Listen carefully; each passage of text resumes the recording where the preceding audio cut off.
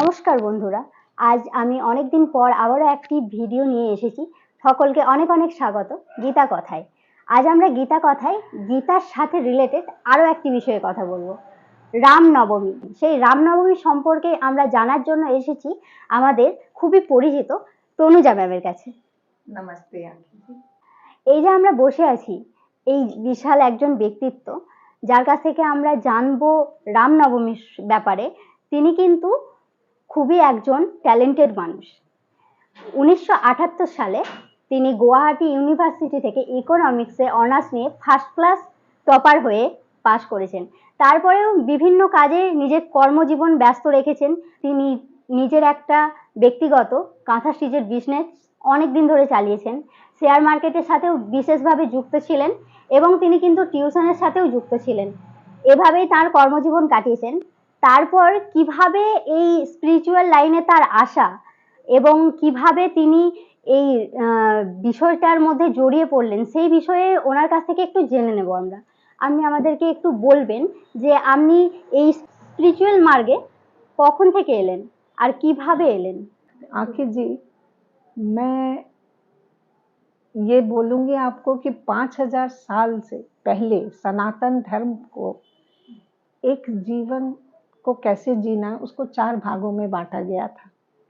तो बाल्यकाल, बचपन में खेल कूद के पढ़ लिख के चला गया, पता ही नहीं चला, वो मौज मस्ती का समय था। गृहस्थ जीवन जब शुरू हुआ तो इतनी जिम्मेवारियां थी, बच्चों को पढ़ाना लिखाना, माता पिता भी थे साथ में, तो उन कामों में पता नहीं चला। अब हम वानप्रस्थ में आए, इसमें मन में बदलाव अपने आप हो गया। अपने आप अब मन में एक बदलाव आया, कुछ इच्छा जागी, कुछ पढ़ने की लिखने की। संस्कृत पढ़ना नहीं आता था, संस्कृत पढ़ना सीखा और बहुत ही रस आने लगा। इस तरह मैं अब आध्यात्मिक लाइन में मुझे मज़ा आता है, बड़ा रस आता है और मैं पढ़ती रहती हूँ। तो अब हमें ये बता दीजिए कि वो रामनवमी क्या है? रामनवमी क्या है, क्या क्या होता है रामनवमी में, क्या क्या पालन करना पड़ता है, यही सब कुछ थोड़े थोड़े करके हमें बता दीजिए। देखिए, सीधे सरल शब्दों में अगर हम कहें, रामनवमी का अर्थ है श्री राम जी का जन्म। तो इस चैत्र के महीने में एक सुंदर महीना है, ये पवित्र महीना है, इसमें न गर्मी है न सर्दी है। इस सुंदर महीने में शुक्ल पक्ष में नौमी तिथि को दोपहर के समय विष्णु भगवान ने अपना 7वां अवतार लिया, मनुष्य रूप में श्री राम जी का जन्म हुआ। इस जन्म उत्सव को हम रामनवमी की तरह मनाते हैं। ये एक सेलिब्रेशन है, जन्म का उत्सव। वो रामनवमी के टाइम आप क्या क्या करते हैं? वो 9 दिन का जो प्रोसेस है, 1 डे से 9 डे तक, वो 9 दिन आप क्या करते हैं? देखो, रामनवमी के दिन तो उत्सव है जन्म का, जैसे हम आम जन्मदिन मनाते हैं, अच्छे कपड़े पहनते हैं, नए कपड़े पहनते हैं, राम जी का अभिषेक करते हैं, पूजा करते हैं, दुर्गा जी की आरती होती है, कन्याओं को शक्ति रूप में प्रसाद दिया जाता है, उनकी पूजा करते हैं, पाँव धो के उनको खाना खिलाया जाता है शक्ति रूप में, और बहुत प्रसाद बनता है, बंटता है। इसी तरह का सेलिब्रेशन है। पर रामनवमी ये क्या दर्शाता है? धर्म का अधर्म के ऊपर विजय, अच्छाइयों का बुराइयों पर विजय, यही दर्शाता है रामनवमी। और श्री राम जी की पूजा, राम जी तो स्वयं गुणों के भंडार हैं, वो धर्म के भंडार हैं। उनकी पूजा करने का मतलब है हम अपने अंदर उस शक्ति को लाएं। आप हमें ये बता दीजिए कि रामनवमी के पालन आप कैसे करते हैं? वो 9 दिन तक पालन कैसे रहता है आपका? तो चैत्र महीना के शुक्ल पक्ष में जो पहला दिन होता है वो हमारा हिंदू कैलेंडर का नव वर्ष होता है, नए साल का को मनाया जाता है। 9 दिन हम दुर्गा जी की पूजा करते हैं, स्तुति करते हैं, आरती करते हैं और रामायण का पाठ किया जाता है। ये तुलसीकृत रामायण है, उसमें भाग किया हुआ है 9 दिन कैसे पढ़ते हैं, कितना 120 दोहे पढ़ा जाता है एक दिन में, तो वो 9 दिन में पूरा होता है। मुझे ऐसा लगता है कि ये 9 दिन, मेरा अनुभव है कि 9 दिन के पाठ से, पूजा से अपने अंदर जो शक्ति है वो बहुत बढ़ जाती है, वो और जो नकारात्मक विचार है, जो प्रभाव है, वो कम हो जाता है। सनातन धर्म है ना, इसमें बड़ी प्रतिबद्धता नहीं है कि बंधे हुए नहीं है, हम अपनी सूझबूझ के हिसाब से रहते हैं। तो खाने का ऐसा है कि कई लोग केवल फल खा के रहते हैं, कई लोग एक समय खाते हैं, कई लोग दोनों टाइम खाते हैं, जैसे जिसकी सुविधा, लेकिन सात्विक भोजन करते हैं। और घर में रहते हैं साथ, और ये रामायण को पढ़ते हैं। रामायण पढ़ने का भी कोई समय ऐसा कोई फिक्स नहीं है, कभी सुबह दोपहर, एक बार में बैठकर ये 2.5 घंटा लग जाता है करीब करीब। तो वो एक साथ ना भी पढ़ के हम 2 बार में 3 बार में भी पढ़ सकते हैं। मेरा एक साथ 2.5 घंटा बैठना होता नहीं है, मैं 2 बार या 3 बार में करती हूँ।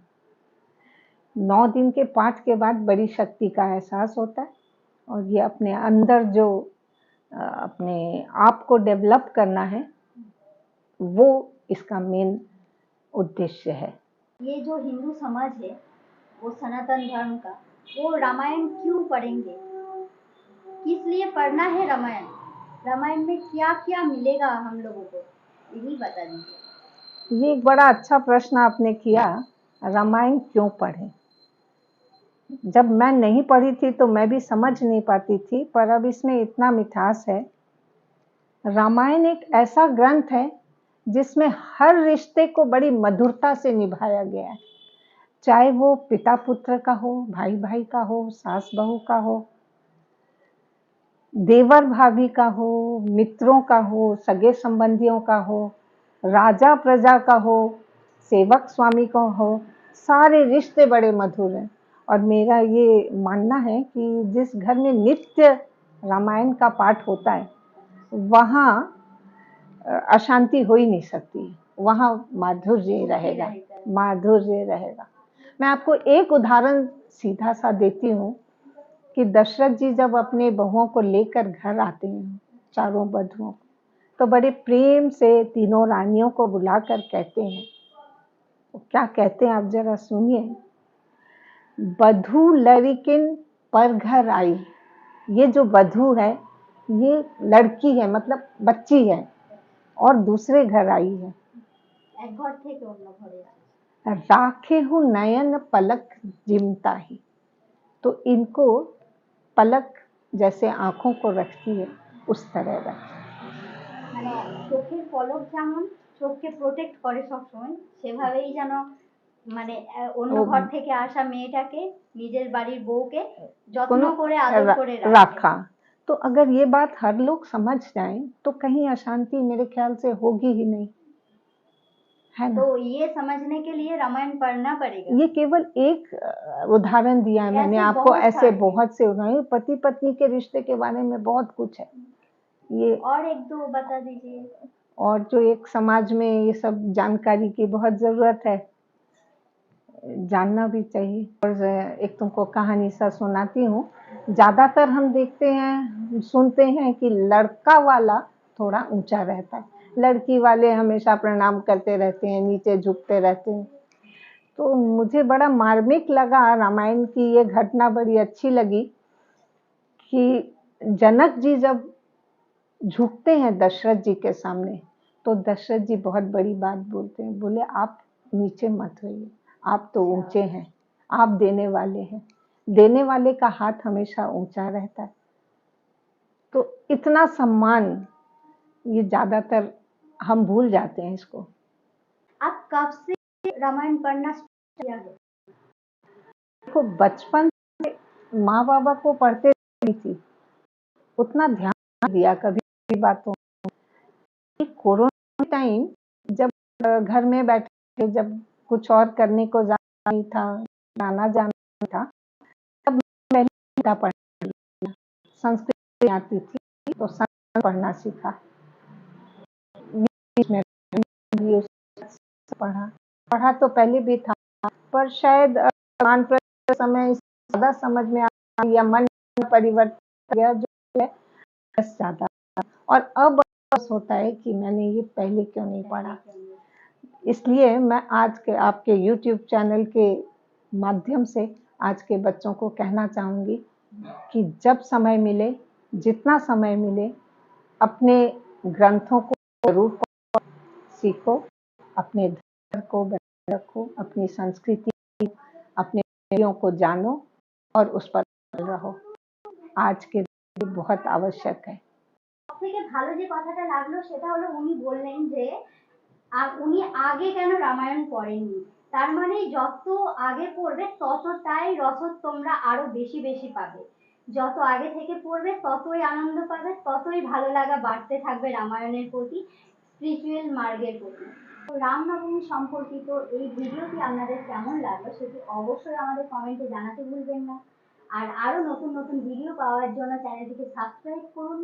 ফেসবুক থেকে দেখলে অবশ্যই পেজটাকে ফলো করুন এবং আমাদের সঙ্গে থাকুন। চলুন তাহলে ওনার পাঠটা শুনে নেওয়া যাক। रघुपति अनुजी आवत देखी, बाहिज चिंता कीन्ही विशेषी। जनक सुता परिहरि अकेली, आयहु तात वचन मम पेली। निशिचर निकर फिरहि बन माही, मम मन सीता आश्रम नाहि। गही पद कमल अनुज कर जोरी, कहु नाथ कछु मोहि न खोरी। अनुज समेत गए प्रभु तहवा, गोदावरी तट आश्रम जहवा। आश्रम देखी जानकी ही ना, भय विकल जस प्राकृत दीना। हाँ गुण खानी जानकी सीता, रूपशील व्रत नेम पुनीता। लक्ष्मण समुझाए भऊ भांति, पूछत चले लता तरुपाती।